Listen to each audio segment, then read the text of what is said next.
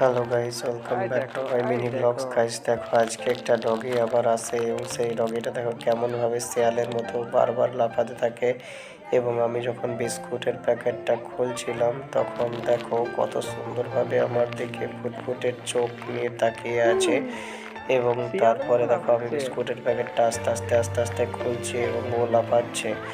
এবং দেখো লাফানোর পরে আবার দেখো কত জোরে জোরে লাফানোর চেষ্টা করছে।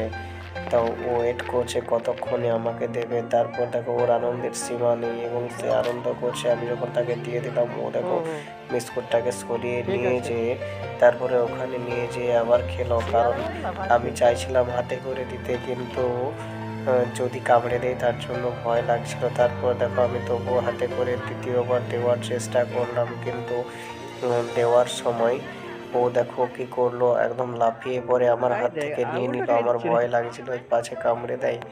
তারপরে আবার দেখো আমি একটু সরে গেলাম। একটু সরে যাওয়ার পরে সেখানে দেখো একটা বট পাতা ছিল এবং সেই পাতাটার ওপরে আমি বিস্কুটটা নামিয়ে দিলাম এবং নামানোর পরে দেখো ও চলে আসে, সঙ্গে সঙ্গে বিস্কুটটা খেয়ে নেয়। তো গাইস আজকের মতো